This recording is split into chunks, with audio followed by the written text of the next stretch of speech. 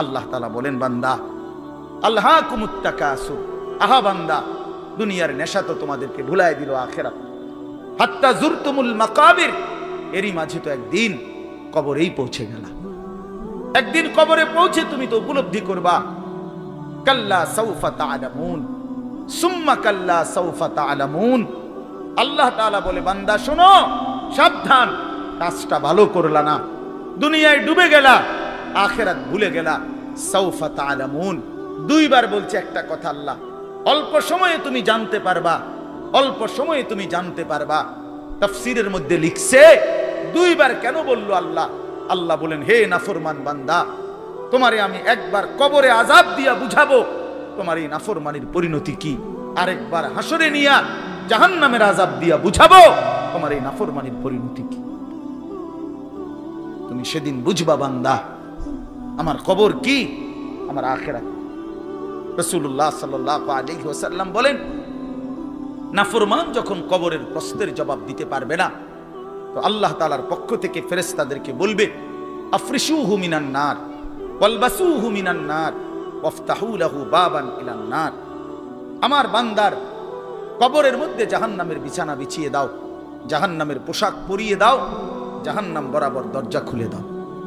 ফেরেশতারা এই তিনটা কাজ করে এই ফেরেশতারা সরে যাবে।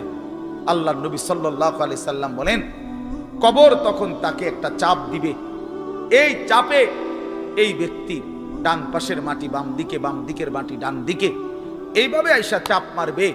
আল্লাহ রাসূল বলে, ডান পাশের হাড্ডি পাঁজরের এই সাটনার হাড্ডি ভাঙ্গা বাম দিকে ঢুকে যাবে, বাম দিকের গুলো ডান দিকে। উদাহরণ দিয়ে বুঝাইছে নবী, হাত্তা তাখতালিফা আদলাউহু, এইভাবে দুই আঙ্গুল যেমন একটা আরেকটার মধ্যে ঢুকে যায়, হাড্ডি পাঁজরের গুলো এইভাবে একটা আরেকটার সাথে ঢুকে যায়।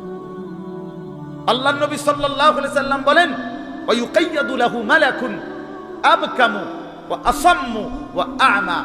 তার কবরে এরপরে নাফরমানের কবরে একজন ফেরেশতা পাঠানো হবে। এই ফেরেশতা তিনটা গুণ, এই ফেরেশতা বোবা, এই ফেরেশতা বধির, এই ফেরেশতা অন্ধ। সে কথাও বলতে জানে না, কানেও শোনে না, চোখেও দেখে না। আল্লাহ রাসূল বলেন, ফায়ুতরাবু লাহু বিমিতরাকাতিন মিন হাদিদ। এই ফেরেশতা তখন তাকে লোহার গুর্জ, লোহার হাতুড়ি দিয়ে নাফরমানের বারবাতান বাইনা উযুনাইহি, দুই কান বরাবর মাঝখানে আঘাত করবে।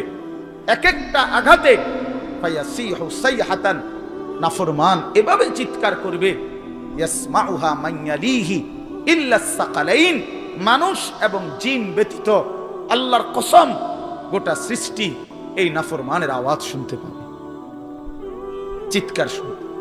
দোস্ত আমার, বন্ধু আমার, ছেলেরা আমার, জিন্দেগি বড় বেশি রঙিন মনে করছো তুমি।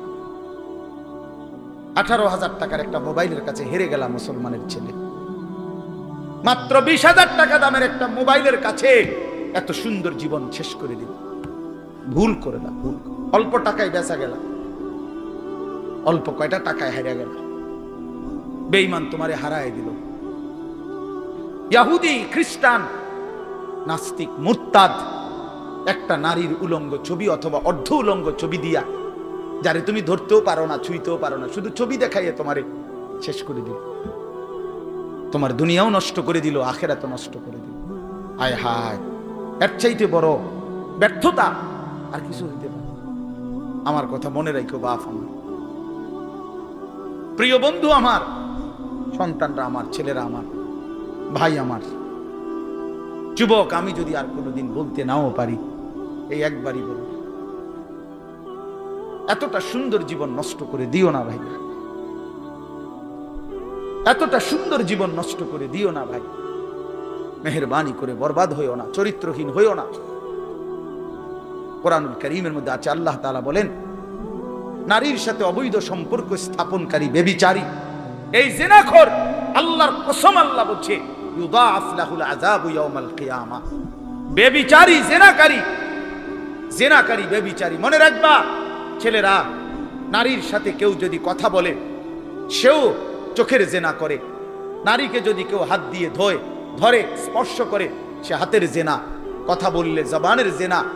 কানে শুনলে তার কথা ভিন নারীর আওয়াজ অথবা তার ভালোবাসার বিশ্রী কথাবার্তা, অবৈধ কথা, তো এটা কানের জেনা। তার সাথে পায়ে হেঁটে এগিয়ে গেলে পায়ের জেনা, অন্তর দিয়ে কল্পনা করলে নারীকে নিয়ে অন্তরের জেনা, আর লজ্জাস্থান দিয়ে জেনা করলে সেটাও জেনা। আল্লাহর কসম নবী বলছে সবটাই জেনা। চোখেরটাও জেনা, হাতেরটাও জেনা, পায়েরটাও জেনা, দিলেরটাও জিনা, মুখেরটাও জিনা, শব্দটাও আবার লজ্জাস্থানেরটাও জিনা। অতএব যে কোনো স্বামী স্ত্রীর সম্পর্ক ব্যতীত ভিন নারী, ছবি হোক বাস্তবে হোক, নারীর সাথে যার সম্পর্ক, আল্লাহর কসম, রব্বে কাবার কসম, সে ব্যভিচারী, লম্পট, দুশ্চরিত্র, জেনাকার। আর আল্লাহ বলছে আমি তোরে ডবল ডবল ইউদাফ অর্থ ডবল রিডবল শাস্তি দেব কিয়ামতের দিন। ওয়াখলুদ ফীহি মুহানা, এবং আল্লাহ বলে তারে বেইজ্জতি কইরা, লাঞ্ছিত কইরা চিরস্থায়ী জাহান্নামে ফেলে দেব। দোস্ত আমার, মনে রাখো বাপ, আমি খোলামেলা বললাম, আমি পরিষ্কার বললাম। ছেলেরা বাপ, তোমরা যারা এই ডান দিকে ওইদিকে দাঁড়ায় আছো, মেহেরবানি করে আমি অনুরোধ করলাম আল্লাহর ওয়াস্তে বসো। বসলে ভাইয়া ভালো হবে। আমি অনুরোধ করলাম ছেলেরা তোমরা দাঁড়ায় থাকো না, ওইদিকে গিয়া বসো, পেছনে বরকত হবে। এটা আমার অনুরোধ, এটা রক্ষা করো কথা। আমি বললাম যাও ভাই, ওইদিকে যাও, পেছনে যাও, যাও ছেলেরা যাও। কথা না শুনলে তো চলেই যাও। যার কথাটা পছন্দ হলো না তুমি বাইরে চলে যাও, তাহলে আরো ভালো হয়। দুই চারজন না শুনলে কি হয়েছে? বসো, সবাই সবাই বসতে হবে এটার ভিতরে। এই যে ভাই বসো, বসো বাপ। ওই যে আপনারা এই যে প্যান্টওয়ালা ভাই পকেটে বসেন।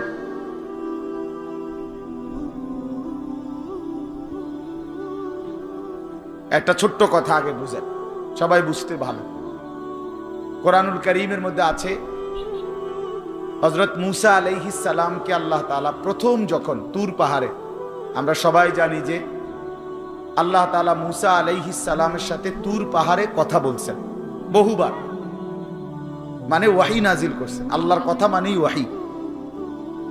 তো প্রথমবার যখন মূসা আলাইহিস সালাম তুর পাহাড়ের ওই টিলাতে উঠলেন, তো সেখানে আল্লাহ তাআলা স্পষ্ট কোরআন শরীফে আছে, আল্লাহ তাআলা প্রথমেই বলে দিয়েছেন ইন্নী আনা রব্বুক ফাখলা'না আলাইক। মূসা, আমি তোমার রব, আমি তোমার মহান মালিক আল্লাহ। তুমি ফাখলা'না আলাইকা, তোমার দুইটা জুতা খুলে ফেলো, দুইটা জুতা খুলে ফেলো। আনা আখতারতুকা, আমি তোমাকে নির্বাচিত করেছি। ফাসতামি' লিমা ইউহা, অতএব আমি যা ওয়াহি নাজিল করতেছি বলতেছি তা মনোযোগ দিয়ে শোনো। তাহলে এখন কি বোঝা গেল? তাফসীরের মধ্যে আছে জুতা খুলতে বললেন কেন? প্রশ্ন হলো জুতা খুলতে বললেন কেন? কথা বললে বলবে তো। আল্লাহ তাআলা এটা বুঝাইছেন, মূসা আমি রব্বুল আলামিনের কথা শুনবার আদব জুতা খুলে বসে, এই জন্য আদব শিখাইছেন, আদব শিখাইছেন। কোরআন সুন্নাহর ইলমের মধ্যে, কোরআন সুন্নাহর জ্ঞানের মধ্যে একটা জিনিস ভীষণ জরুরি, সেটা হলো আদব। দুইটা জিনিস একসাথে গঠন করতে হয়। এজন্য আমাদের মাদ্রাসাগুলোতে দুই জিনিস একসাথে পড়ায়, একটা হলো ইলম আর একটা হলো আদব।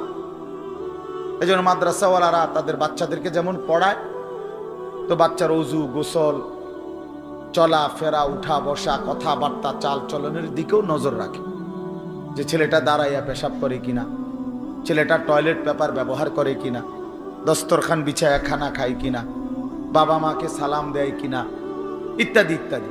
মানে শুধু শব্দ মুখস্থ করছে, পড়া দিছে, পড়া নিছে, এটা না, তার সাথে সাথে তার জীবন গঠন হচ্ছে কিনা, আদব শিখতেছে কিনা, আখলাক শিখতেছে কিনা, এইটা হলো একই সাথে লক্ষ্য থাকে।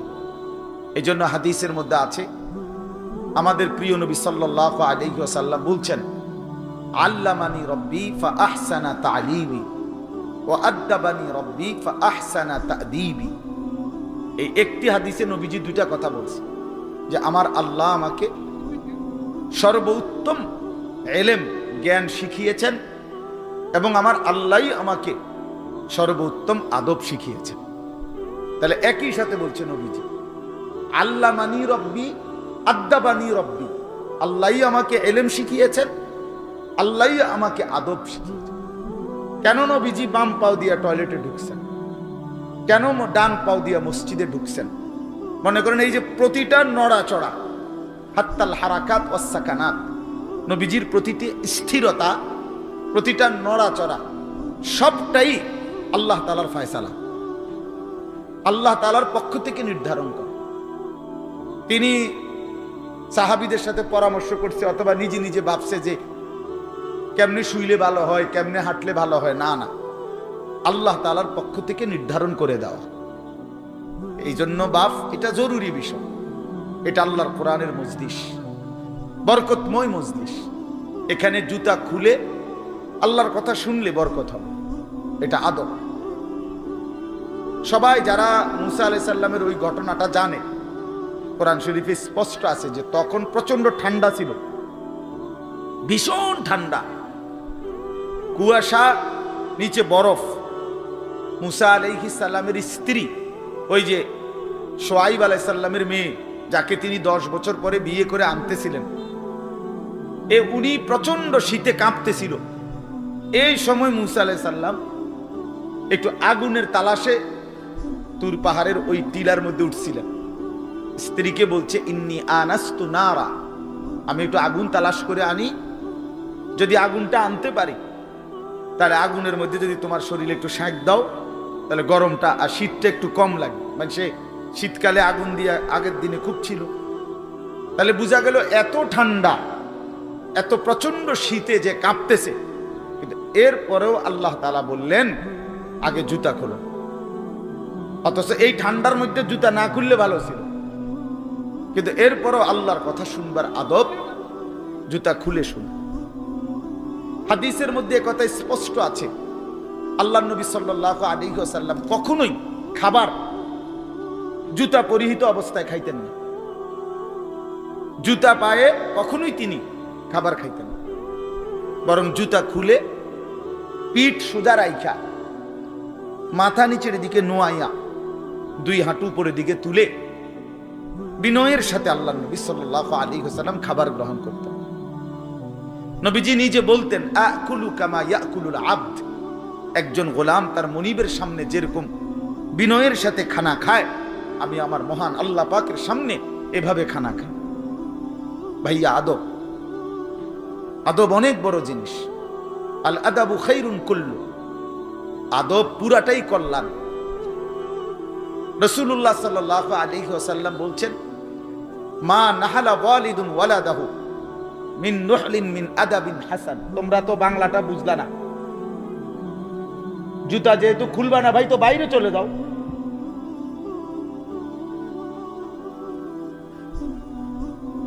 আশ্চর্য মানুষ। না না, অনেকের আছে গাদ্দারি স্বভাব, যে আমি যেমনি আছি এমনি শুনুন।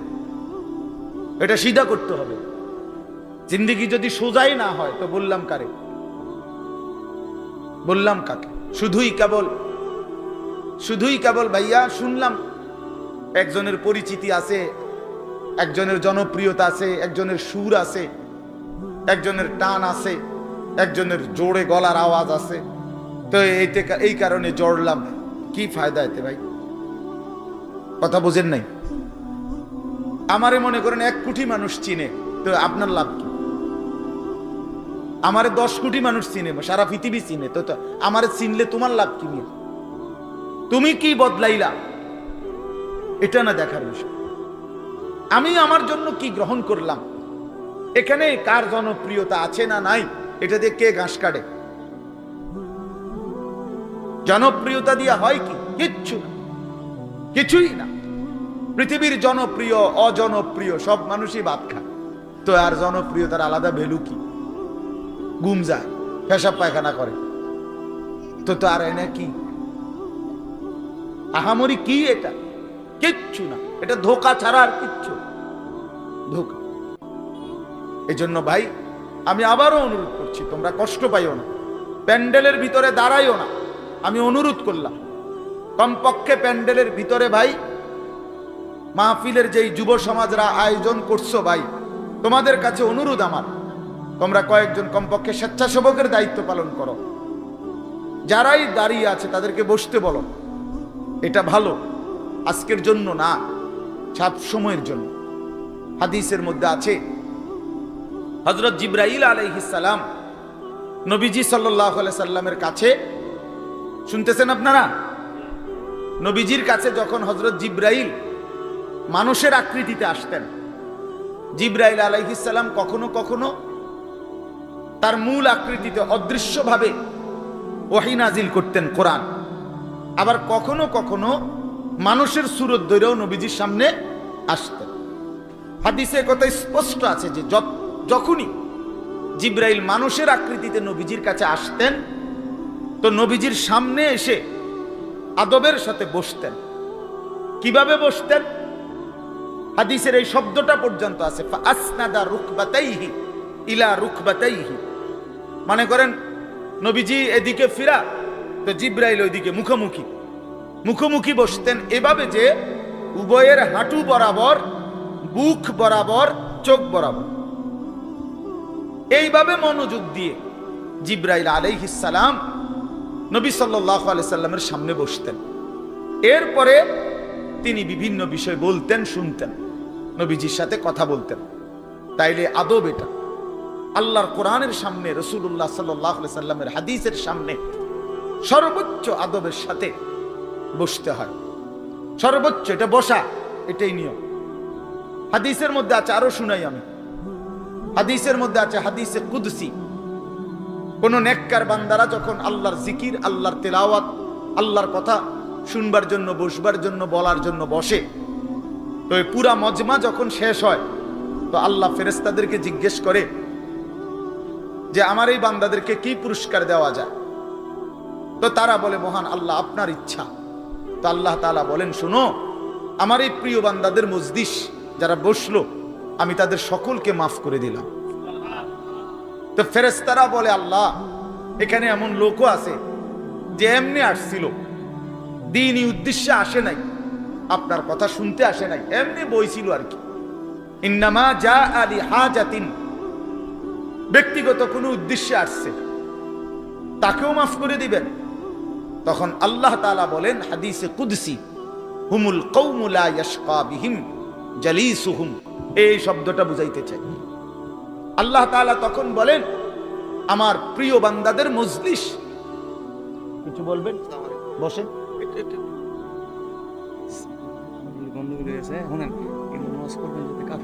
আপনার বলেন, বসেন না, বসেন, বসেন আপনি। তো এই জন্য হুমুল কওমু লা ইয়াশকা বিহিম জালিসুহুম, এমন কওম, যে কওম, আল্লাহ বলে আমার নেক বান্দাদের মজলিস এমন মজলিস যেখানে যেই বসছে আমি আল্লাহ কাউকে বঞ্চিত করি, কাউকেই বঞ্চিত করব না, বরং ফেরেশতারা শোনো, আমি সকলকেই মাফ করে দিলাম। তাহলে এইখানে কথাটা কি? যে জালিসুহুম, আমার নেক বান্দাদের সাথে যারা বসছে আমি সকলকে মাফ করে দিলাম। তাহলে বোঝা গেল বসার গুরুত্বটা আলাদা। এই এতগুলো কথা বলার পরে আর আমার পক্ষে আর কিছু বলার নাই এই বিষয়ে। কোরআন সুন্নাহর আলোকে বললাম। এরপরে কোনো বদনসিব যদি নাই বসে, তার কি করার আছে? তার কি মাথাত বাড়ি দেওয়া যাবে? কথা বুঝছেন না? কাজেই এরপরে কোনো দুর্ভাগা না বসলে ঠিক আছে। ইসরাফিলের ফু যেদিন দিবে সেদিনও বহু মানুষ গাফেল থাকবে।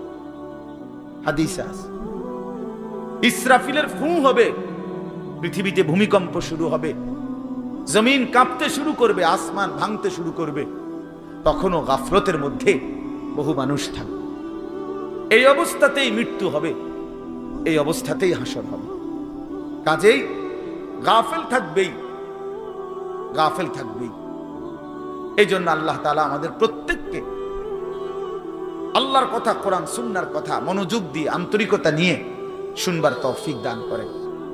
এবার আর একটা কথা, ছোট্ট কথা, সেটা হলো ভাই, মেহেরবানি করে প্রত্যেকে এই যাদের হাতে মোবাইল, এই হাতে ধরা এই মোবাইলগুলো নামায় ফেলো। আল্লাহর ওয়াস্তে আমার এই কথাটা রাখো, ভালো হবে। আমি তোমাদের কল্যাণের জন্য বললাম।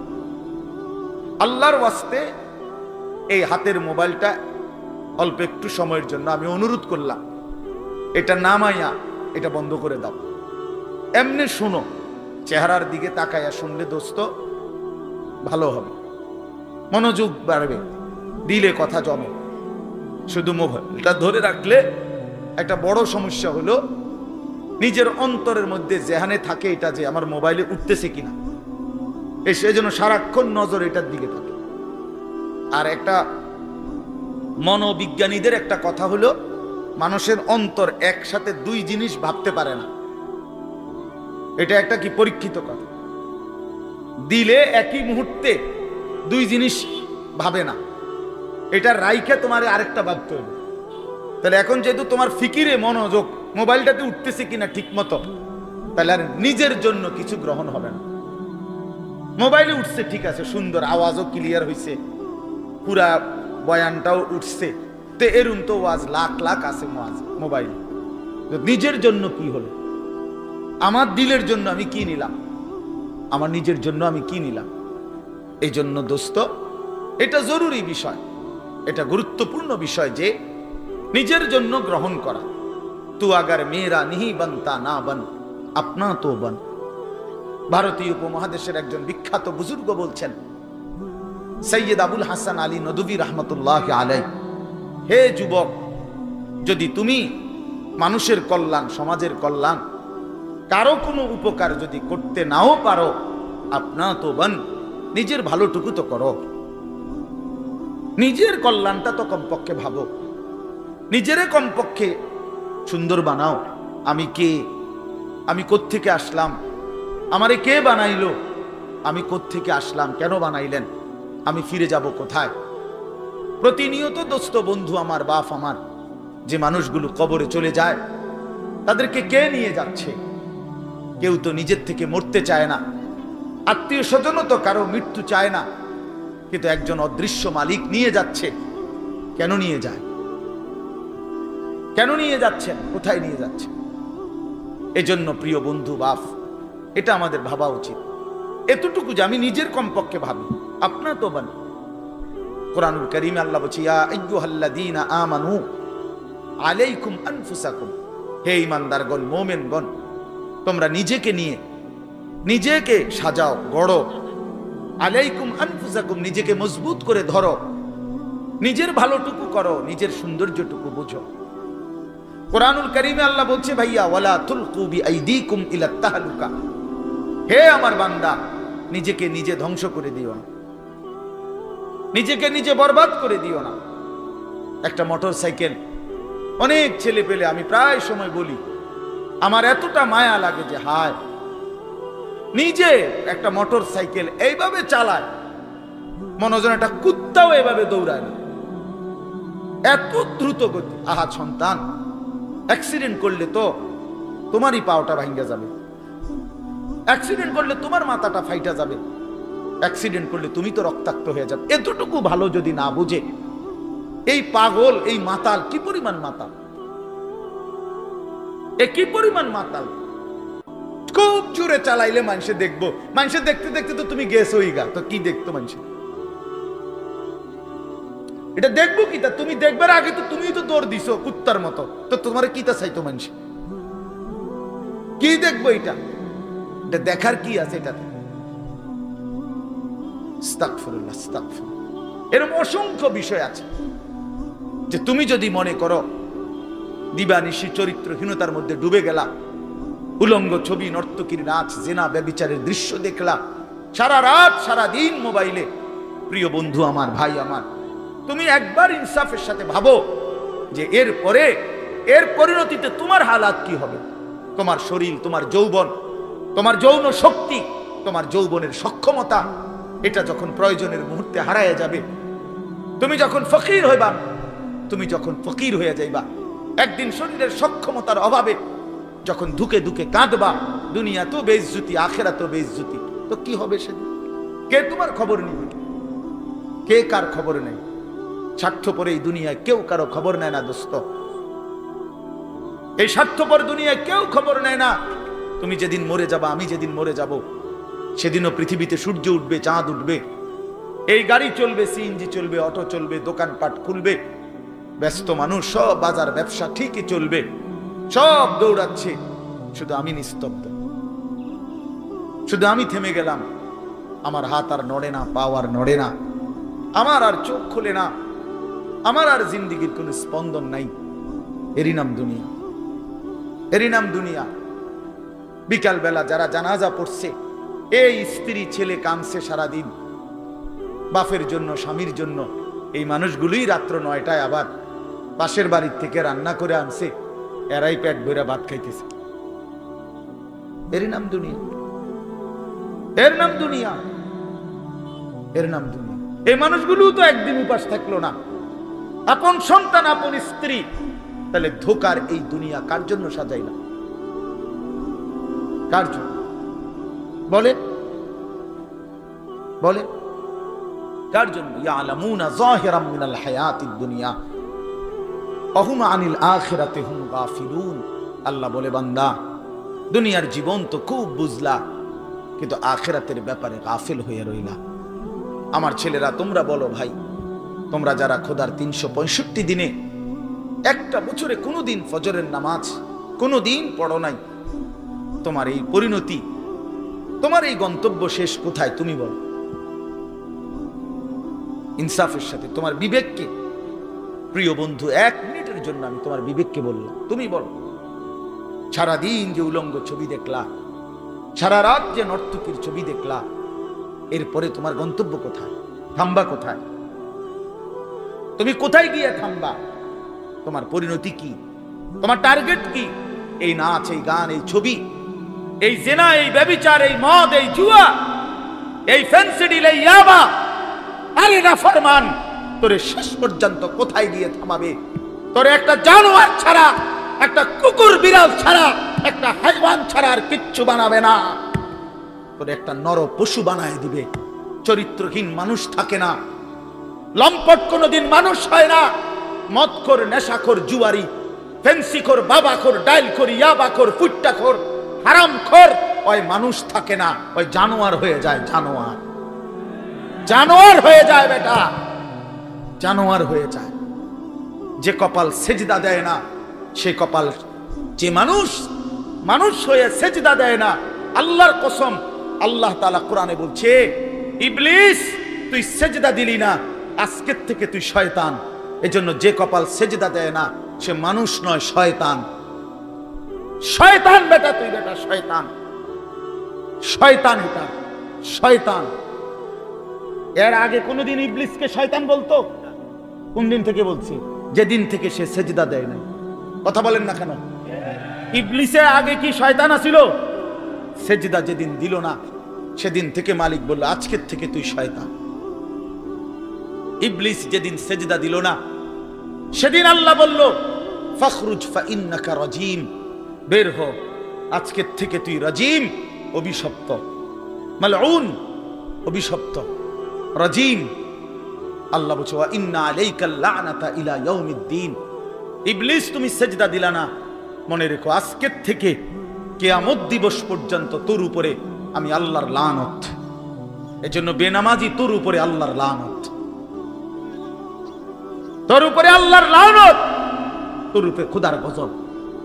আল্লাহর লানত যার উপরে, সে সুখ পায় না।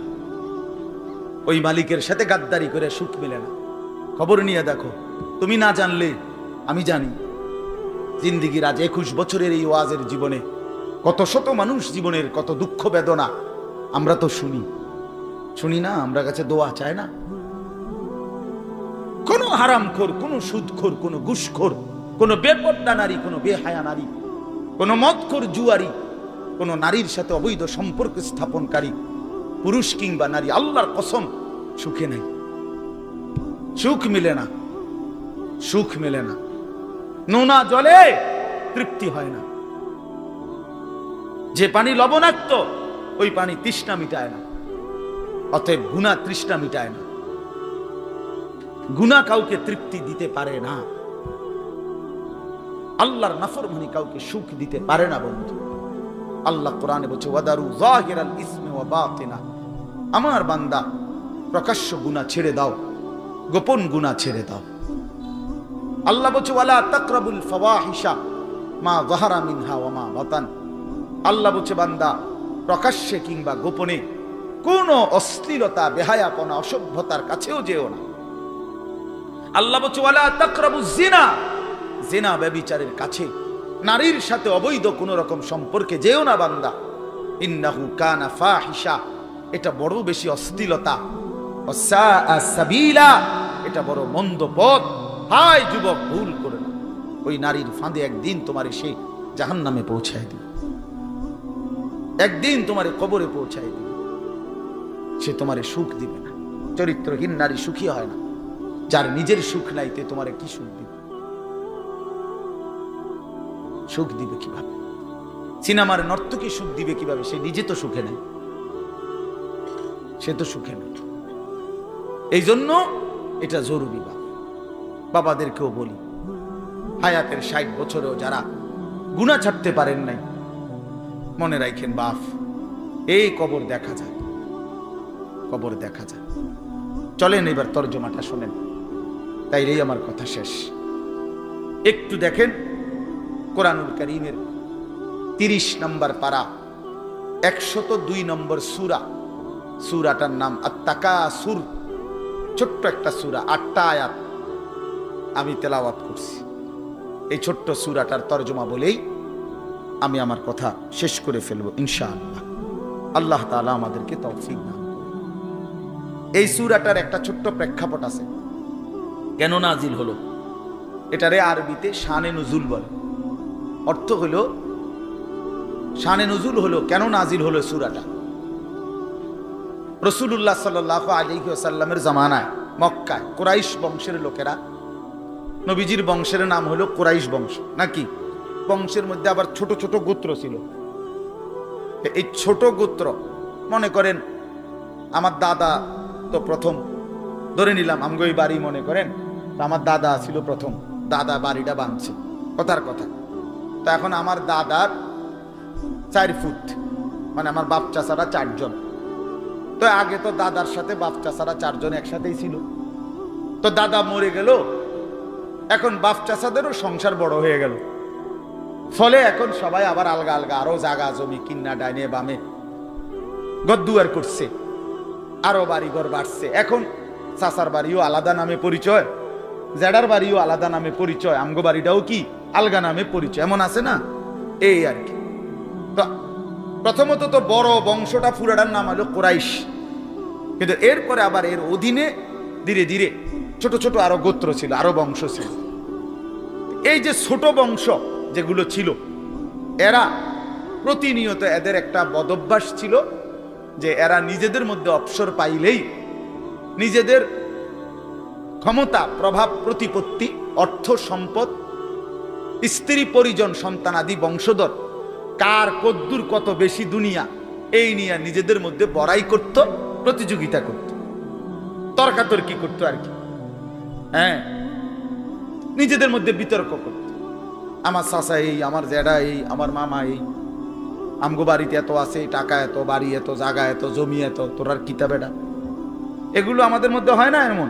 এর ওরা প্রচন্ড ভাবে এইটা নিয়ে বিতর্ক করত, অর্থ সম্পদ এবং ক্ষমতা, প্রভাব, প্রতিপত্তি এবং বংশধর নিয়ে নিজেদের মধ্যে গর্ব এবং অহংকার করত, প্রতিযোগিতা করত, কার কত বেশি দুনিয়া দুনিয়া। তো এটা তাদের একটা অভ্যাস ছিল। এর মধ্যে 2টা গোত্র, বনু আব্দে মানাফ এবং বনু সাহাম, ওই কুরাইশের শাখা, এই 2টা গোত্রের নাম। একদিন তারা এই 2 গোত্র প্রচন্ড তর্কে লাগছে, কার বংশ বড়, কার সম্পদ বেশি, কার ক্ষমতা বেশি, কইতেছে, এরা একবার কয়, এরা একবার কয়। এই বলতে বলতে যার জের বড়ত্ব, দুনিয়ার অহংকার, দুনিয়া বাড়ানোর এই নেশা বুঝাইতে বুঝাইতে এক পর্যায়ে ওই বনু সাহাম একটা গোত্র, তারা বনু আব্দে মানাফ এই পরিমাণ বলছে যে তারা হিসাব করছে যে আমগো কইমা যাইতে আছে, মানে এরা হাইরা যাবে হিসাবে। এরার থেকে মানে হিসাব দিতে গিয়া আর মিলাইতে পারতেছে না, এগো বাইরে গেছে। এই তখন এরা এই বনু সাহাম এই গোত্র কইল কি অগরে এ দিগাও কই কবরস্থানে আসো। কোথায়? কবরস্থানে আসো, আসো কবরস্থানে। কবরস্থানে কি আসো না? তা আইসা এবার কবরস্থানের সামনে আইসা তাগো ওই মুর্দা যারা কবরে তাগো বংশের এবার এই হ্যাগো হিসাব দেয়া হইতেছে। এই বেটা আমার চাচা মরলে কি হইছে, চাচা কি আছিল তুই জানোস বেটা? আমার দাদা মরলে কি হইছে বেটা? হ্যাঁ, আমার দাদার ভয়ে দাদা নিজে কাঁদতো বেটা। তার মানে এবার অহংকার করতে করতে দুনিয়ার বড়াই বুঝাইতে বুঝাইতে জীবিত দিয়ে আর হিসাব না মিলাইতে পাইরা কই গিয়া পড়ছে? কবরস্থানে গিয়া পড়ছে। এদের এই মন্দ আচরণ আল্লাহ তাআলা নারাজ হয়ে আল্লাহ তাআলা তখন এই আচরণের কারণে কোরআনুল কারীমের এই সূরাটা নাজিল করছেন। 102 নম্বর সূরা আত-তাকাসুর নাজিল করে আল্লাহ বললেন, হায় বান্দা কি করছো? করছোটা কি?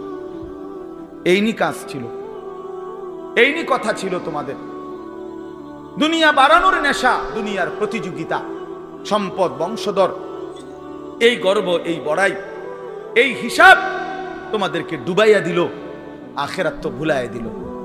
এই তখন আল্লাহ তাআলা বলেন, কি বলেন শুনেন, আলহাকুমুত তাকাসুর। আলহাকুম এই শব্দের দুইটা অর্থ, শাগালাকুম ও আনসাকুম।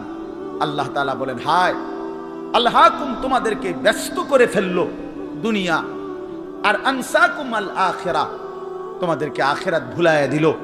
তোমরা কবর ভুলে গেলা, হাসর ভুলে গেলা, পরকালের হিসাব ভুলে গেলা, আখিরাত ভুলে গেলা, আর দুনিয়ার মধ্যে ডুবে গেলা। কি কারণে ডুবলা? কি কারণে আখিরাত ভুললা? আত-তাকাসুর এই বাড়ানোর প্রতিযোগিতা, অর্থ সম্পদ, ক্ষমতা, বংশধর, টাকা পয়সা, মাল দৌলত, এগুলো বাড়ানোর নেশা তোমাদেরকে আখিরাত ভুলাইয়া দিল আর দুনিয়ার মধ্যে ডুবাইয়া ফেললো, ব্যস্ত করে ফেললো। হাত্তা জুরতুমুল মাকাবির। আল্লাহ বলেন, হায় বান্দা এক পর্যায়ে কবরস্থানেই পৌঁছে গেলাম। এর ডাইরেক্ট কথা, শেষ পর্যন্ত কবরস্থানে চলে গেলাম। অহংকার করতে করতে, বড়াই করতে করতে, দুনিয়া সাজাইতে সাজাইতে, দুনিয়া মিলাইতে মিলাইতে। এ কথার দুই অর্থ। এবার এক হলো সরাসরি ওদেরকে বলছে কাজটা তোমরা ভালো করলা না, আরেকটা হলো আমাদের সবাইকে বলছে, আমার বান্দারা তোমরা যারা এই পরিমাণ দুনিয়া নিয়ে ব্যস্ত হইলা, দুনিয়া সাজাইতে লাগলা, যে এক পর্যায়ে এই দুনিয়া সাজাইতে সাজাইতেই হাত্তা জুরতুমুল মাকাবির কবরে পৌঁছে গেলা, একদিন মরে গেলা, অথচ আখিরাতের কোনো পুঁজি নাই, কবরের কোনো সামান নাই। কামটা কি করল? কামটা কি করল? কাজটা কি করলা বান্দা? কি করল? হায় বান্দা 60 বছর বয়স, আজও আখিরাতের পুঁজি কই? 30 বছর, আজও আখিরাতের পুঁজি কই? এরই মধ্যে তো একদিন কবরেই পৌঁছে যাবা। কবরেই এই যে দেখেন কবরবাসীদের রুহের মাগফিরাত কামনায় মাহফিল। আমি এই জন্যই আয়াত করছি। পুরা কোরআনুল কারীমের মধ্যে এই একবারই কবর এই শব্দটা আছে এই সূরার মধ্যে একমাত্র।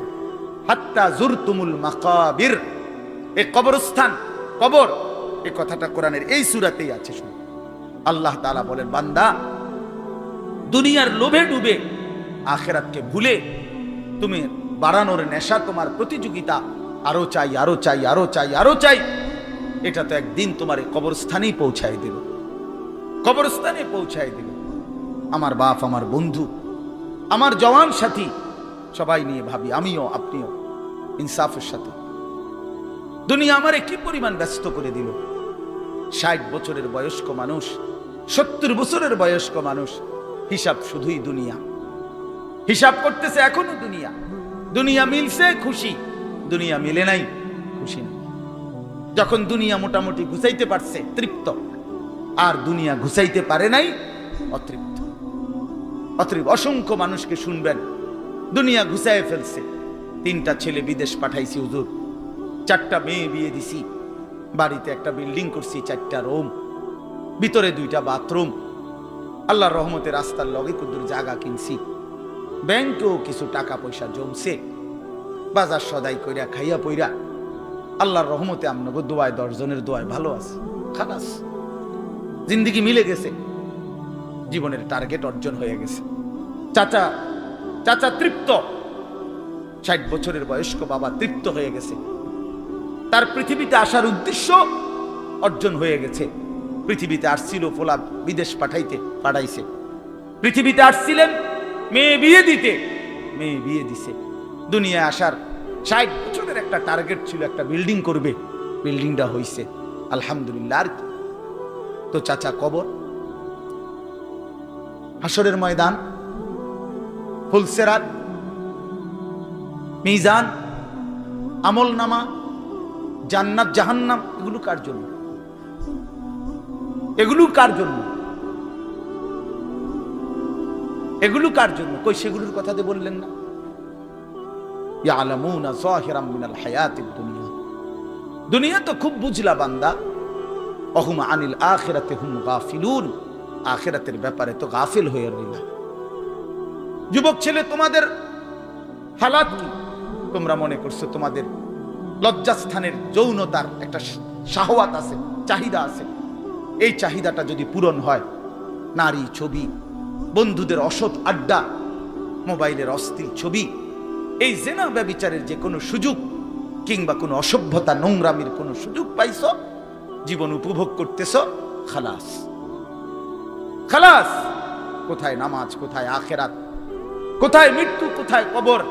আহা বাফ, কিছুই মনে করাই না, কিছুই মনে করাই, কিছুই মনে করাই।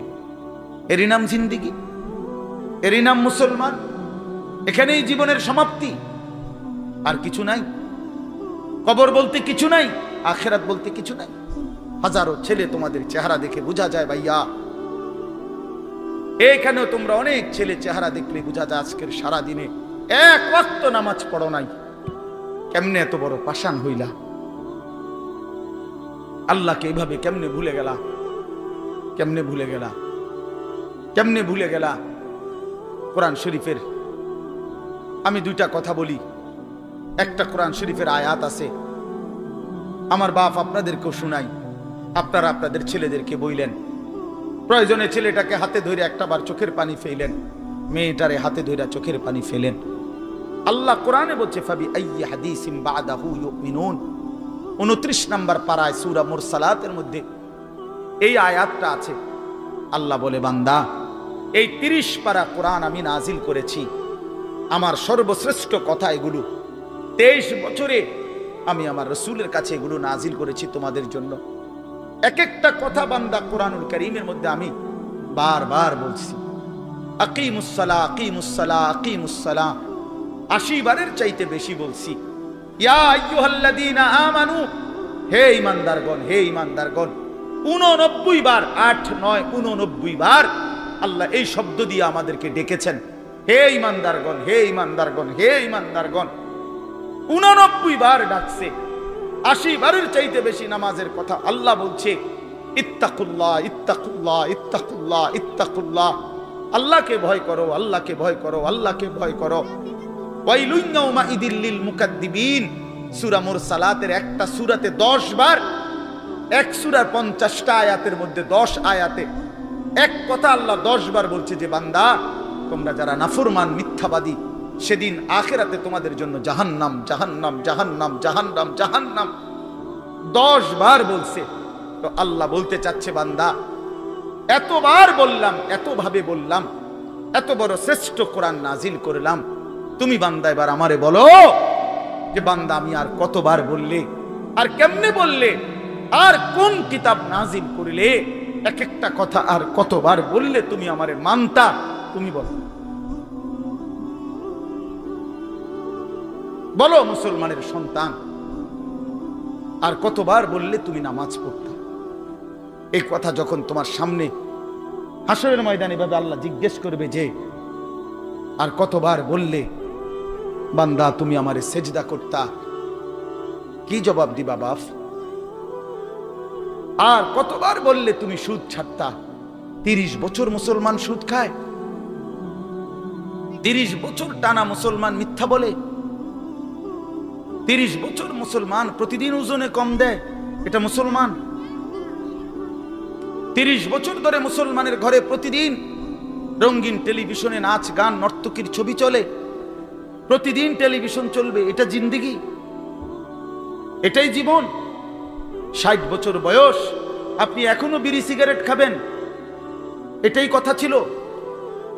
60 বছর বয়স এখনো আপনি চা দোকানে টেলিভিশন দেখবেন, এই কি কথা ছিল চাচা?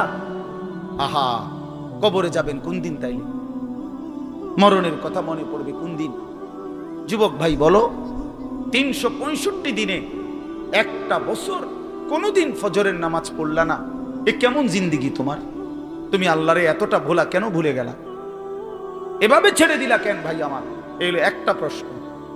আরেকটা প্রশ্ন হলো, লাকাদ মান্নাল্লাহু আলাল মুমিনিনা ইজ বাআসা ফীহিম রাসূলাম মিন আনফুসিহিম। আমার এটুকু কথা মনোযোগ দিয়ে শুনেন সবাই। নবী সাল্লাল্লাহু আলাইহি সাল্লামের ব্যাপারে আল্লাহ বলছে, বান্দা, হে আমার ইমানদার বান্দা, এই পৃথিবীর সমস্ত নিয়ামত আমি দিয়েছি সবার জন্য। আসমান জমিন চন্দ্র সূর্য আলো বাতাস রোদ বৃষ্টি হাসি কান্না আনন্দ বেদনা স্ত্রী সন্তান গাছ ফল ফুল ক্ষেত ফসল টাকা পয়সা জায়গা জমি, এগুলো তো আমি সবাইকে দিছি। কিন্তু তোমরা ইমানদারগণ শুনো, আমি মহান আল্লাহ রাব্বুল আলামিন তোমাদের জন্য একজন আলাদা আমার সর্বশ্রেষ্ঠ রাসূল, কলিজার টুকরা, আমার সবচেয়ে প্রিয় মাহবুব, আমার বন্ধু, আমার আখিরি রাসূল নবী মুহাম্মদুর রাসূলুল্লাহ সাল্লাল্লাহু আলাইহি সাল্লাম, তাকে আমি তোমাদের জন্য দিয়েছি। এটা আমার সর্বশ্রেষ্ঠ নিয়ামত। বলেন আলহামদুলিল্লাহ, বলেন আলহামদুলিল্লাহ। তো আল্লাহর নবী সাল্লাল্লাহু আলাইহি সাল্লাম, আপনাদের কাছে এই কথাটা বলি, যুবক ভাই তোমাদের কাছেও বলি, হাসরের ময়দানে মনে রাখো ভাইয়া, নবী সাল্লাল্লাহু আলাইহি সাল্লাম উম্মতের আমলনামা দেখবে, উম্মতের আমলনামা দেখবে নবী।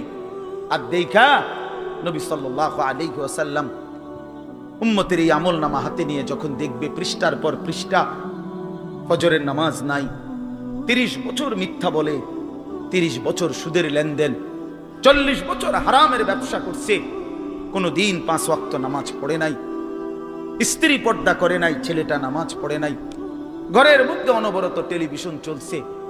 প্রিয় ভাই আমার, বাপ আমার, আল্লাহ নবী সাল্লাল্লাহু আলাইহি সাল্লাম সেদিন চোখের পানি ফেলবে আর বলবে, উম্মত এটা কি আমলনামা নিয়ে আসছো?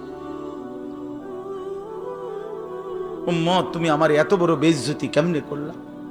আমি 23টা বছর তোমাদের জন্য কেঁদেছিলাম, সারা রাত এশার নামাজের পরে নবী দাঁড়াইছে কানতে কানতে, ফজরের আজান পর্যন্ত নবী উম্মতের জন্য দোয়া করছে আর চোখের পানি ফেলছে।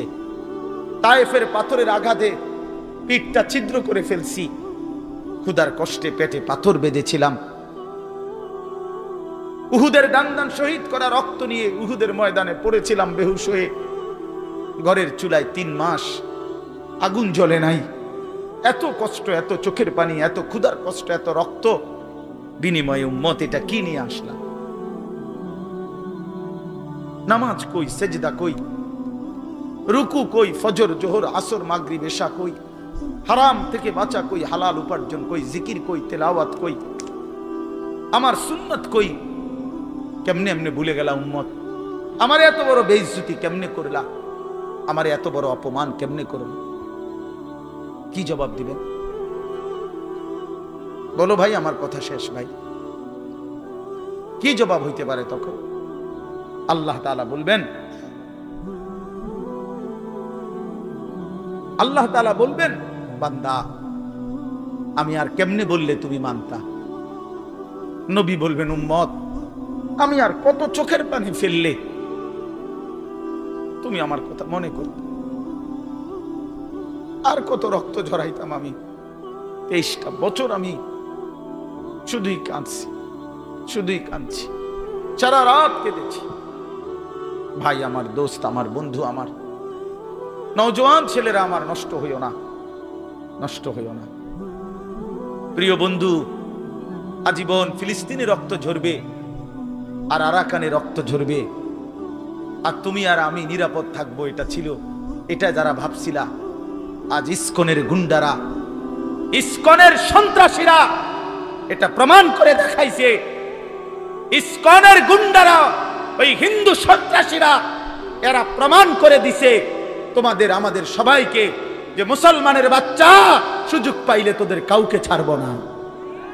এই জন্য আমার মুসলমান ভাইয়ের শহীদ সাইফুল ইসলাম আলিফ, অ্যাডভোকেট সাইফুল ইসলাম আলিফের তাজা রক্তে চট্টগ্রামের জমিনে এই ইসকনের গুন্ডারা, সন্ত্রাসীরা দিনে দুপুরে প্রকাশ্য দিবালোকে এই 92% মুসলমানের বাংলাদেশে, যে দেশে কালেমার উচ্চে ফজরের আজানে যে দেশে ভোর হয়, যে দেশের কোটি কোটি জনগণ মুসলমান, সে দেশে প্রকাশ্যে দিবালোকে ইসকনের গুন্ডারা, সন্ত্রাসীরা, এরা আমাদের মুসলমান একজন অ্যাডভোকেটকে জবাই করে ফেলছে।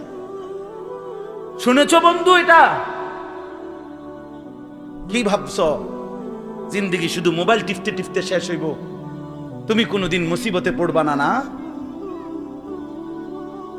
হ্যাঁ, এইভাবেই মনে করছো জিন্দেগি, এই রং তামাশার জীবনটাই শেষ। বাপ কিছু বলে না, মা কিছু বলে না, স্ত্রী কি, স্বামী, সন্তান সব আলাদা আলাদা, সবাই সবার মন মতো চলতেছো। ভাইয়া, এরই নাম জীবন? বেঈমান বুঝাইয়া দিছে, এই জমিনে রক্ত ঝরাইয়া বুঝাইছে। অনেক মানুষ তো বলে সবসময়, আমরা হুজুররা কেন চিল্লাই, আমরা কে এত কিছু চিল্লাই? আরে বন্ধু, আমরা তো এই কথাই বুঝাইতে চাই যে কাফের বেঈমান সুযোগ পাইলে হুজুর, পাবলিক, জনগণ কাউরে ছাড়বে না। নাই তো অ্যাডভোকেট সাইফুল ইসলাম তো হুজুর না, কথা বলেন না কেন? তো ওরে জবাই করলো কেন? ওরে জবাই করলো কেন? এই বাংলাদেশে কত মুসলিম নেতা, আমাদের জাতির কত বড় বড় রাহবারদেরকে, ওলামায়ে কেরামকে আপনার জেলখানায় পুরাইছে, বছরের পর বছর করে ফেলে রাখছে। কই বাংলাদেশের মুসলমান তো কোনোদিনের বিনিময়ে কারো রক্ত ঝরায় নাই।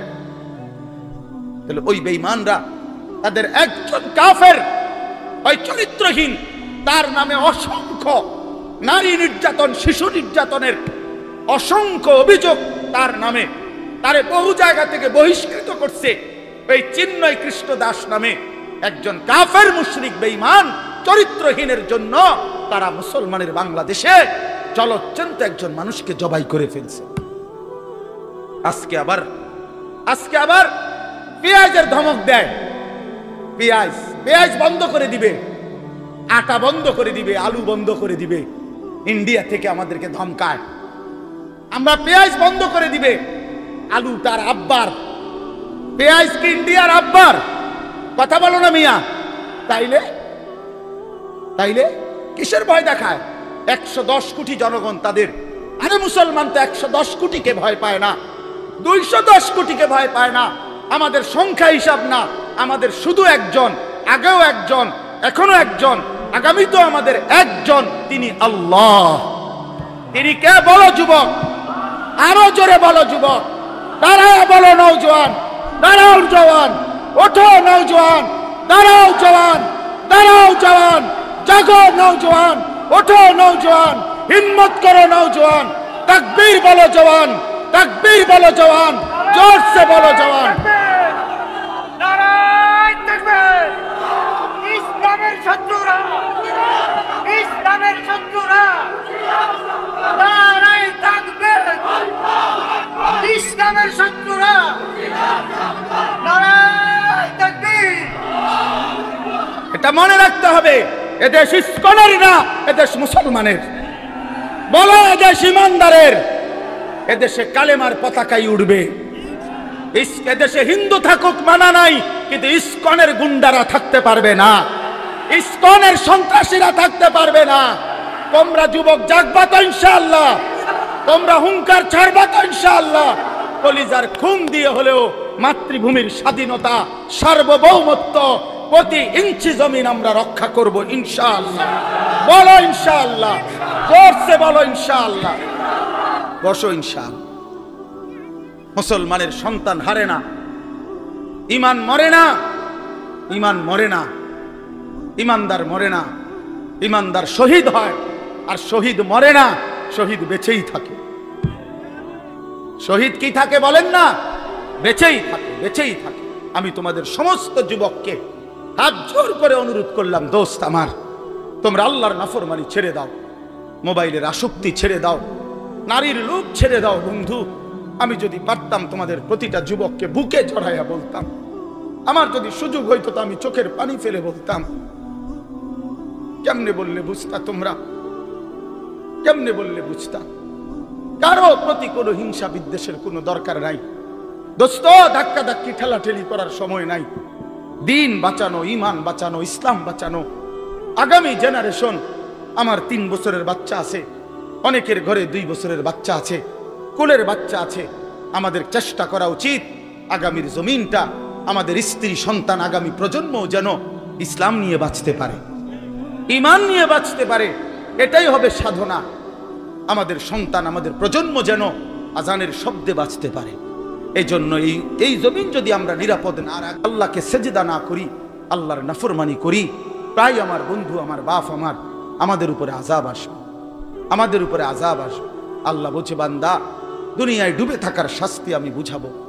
কাল্লা সাউফা তা'লামুন সুম্মা কাল্লা সাউফা তা'লামুন, কবরেও বুঝাবো, জাহান্নামেও বুঝাবো। কাল্লা লাউ তা'লামুনা ইলমাল ইয়াকিন লাতারাবুন্নাল জাহিম সুম্মা লাতারাবুন্নাহা আইনাল ইয়াকিন। আল্লাহ বলেন, বান্দা, আজকে যদি কোরআন পড়ে, হাদিস পড়ে, ওলামায়ে কেরামের কথা শুনে, না দেখেই যদি কবর, হাসর, মিজান, ফুলসিরাত, আখিরাত বিশ্বাস করতা, ভালো হতো, ভালো হইতো। বান্দা, আজকে বিশ্বাস করলে, বুঝে নিলে, আমল করতে পারতা। তো নয়তো লাতারাবুন্নাল জাহিম, একদিন সচক্ষে হাসরের ময়দানে জাহান্নাম দেখবা, সব বুঝবা। সুম্মা লাতারাবুন্নাহা আইনাল ইয়াকিন, চোখে দেখে বিশ্বাস হবে, কিন্তু সেদিন আর লাভ হবে না। সেদিন আর কি হবে না ভাইয়া? লাভ। সুম্মা লাতুসআলুন্না ইয়াওমাইদিন আনিন নাঈম। আল্লাহ বলেন, আমি কিন্তু সেদিন হাসরের ময়দানে নিয়ে বান্দা তোমার জীবনে যা কিছু নিয়ামত দিয়েছি, আসমান, জমিন, চন্দ্র, সূর্য, গ্রহ, নক্ষত্র, আলো, বাতাস, রোদ, বৃষ্টি, হাসি, কান্না, আনন্দ, বেদনা, স্ত্রী, সন্তান, ছেলে, মেয়ে, গাছ, ফুল, ফল, ফসল, তোমার চোখের পলক, হাতের নড়াচড়া, তোমার নিঃশ্বাস, এক ফোঁটা পানি, এক লোকমা খাবার, আল্লাহ বলেন আমি যা দিয়েছি, আমি বান্দা প্রতিটা নিয়ামতের কি হক আদায় করছো আমি জিজ্ঞেস করব। আমি ছাড়বো না বান্দা, আমি ছাড়বো না বান্দা। তুমি শুনছো আমি গাফুর, কিন্তু এটাও জানো তুমি আমি কাহার। তুমি এটা শুনছো আমি রহমান, এটাও শুইনো আমি জব্বার, আমি জুন্তিকাম, আমি প্রতিশোধ গ্রহণকারী, আমি প্রচন্ড শাস্তিদাতা, আমার আযাব বড় ভয়ানক। এজন্য ভাই আমার, বন্ধু আমার, চলো আজকে নিয়ত করি, কবরবাসীদের জন্য আমরা দোয়া করি, আর আমরা যারা জীবিত আছি আমরা আমাদের জীবন গঠন করি। বলি ইনশাআল্লাহ। আমার যে প্রিয় ভাই এখন বসছে, যে ভাই বয়ান করবে, দোস্ত আমার, আমি হাত জোড় করে তোমাকে বলি, এই মাওলানা মুফতি ইউসুফ বিন ইকবাল, এই নওজোয়ান অনেক সুন্দর বয়ান করে, অনেক সুন্দর, অনেক সুন্দর। কোরআন সুন্নাহর আলোকে 100 কোরআন সুন্নাহর আলোকে কথা বলে। ব্যক্তিগতভাবে আমি নিজে তার বয়ান শুনি, আমিও তার ভক্ত, আলহামদুলিল্লাহ। এই জন্য আমার হাত জোড় করে অনুরোধ, ছেলেরা তোমরা আমারে যদি মহব্বত কইরা আইসা থাকো, আল্লাহর জন্য আসছো, আল্লাহর জন্য, আল্লাহর জন্য, আল্লাহর জন্য, আমার অনুরোধ তোমরা সবাই বসো, বৈশা মাওলানার কথা শুনে ওলামায়ে কেরামের সবগুলো নসিহত শুই না, দোয়া মুনাজাত করে আমরা যাওয়ার চেষ্টা করব। আগামী 10 তারিখ, 11 তারিখ, এই মাসের 10, 11 এই 2 দিন কুড়াখাল গ্রামে আমাদের মাহফিল, 2 দিন ব্যাপী মাহফিলে আমারও প্রথম দিন 10 তারিখ দাওয়াত আছে, দ্বিতীয় দিন আমার শায়েখ আল্লামা মুফতি মুশতাকুন নবী কাসিমি, এই মাওলানা সাহেব মুফতি ইউসুফ বিন ইকবাল, মুফতি আমজাদ সাহেব, এরকম বড় বড় ওলামায়ে কেরামের দাওয়াত আছে। আমি সবাইকে দাওয়াত করলাম যে কুড়াখাল গ্রামে 10, 11 ডিসেম্বর 2 দিন ব্যাপী মাহফিল। আগামী 14ই ডিসেম্বর এই মাসের আমার মাদ্রাসা কুমিল্লা ক্যান্টনমেন্ট ময়নামতি সাহেবের বাজার, ওইখানে মাদ্রাসার বার্ষিক মাহফিল। আল্লামা খালেদ সাইফুল্লাহ আইয়ুবী সাহেব, আল্লামা আব্দুল বাসেত খান সিরাজি সাহেব ঢাকার, এবং আমার শায়েখ আল্লামা মুফতি মুশতাকুন নবী কাসিমি, এবং আমাদের হেফাজতে ইসলাম বাংলাদেশের মহাসচিব, সারা বাংলাদেশের অগণিত আলেম এবং অগণিত মানুষের শায়েখ আল্লামা শায়েখ সাজিদুর রহমান হযরত সহ অনেক বড় বড় ওলামায়ে কেরাম আসবেন। আমি আপনাদেরকে দাওয়াত করলাম, সুযোগ থাকলে 14ই ডিসেম্বরের ওই মাহফিলও যাবেন, 10-11 ডিসেম্বরের মাহফিলও পুরাকাল যাবেন। আজকের এই মাহফিলে মনোযোগ দিয়ে সবাই বসেন। ছেলেরা, আমি আরেক জায়গায় যাইতে হবে, জন্য আমি অনুরোধ করছি মুসাফার জন্য আমারে কষ্ট না দিয়া মাওলানা মুফতি ইউসুফ বিন ইকবালের বয়ান শোনো ভাইয়া, বরকত হবে, জিন্দেগি সুন্দর হবে। আল্লাহ এই মাহফিল কবুল করেন, এই ফিকির কবুল করেন, এই সবটা মেহনত আল্লাহ কবুল করেন। আল্লাহ সকলকে উত্তম বিনিময় দান করেন। আমিন।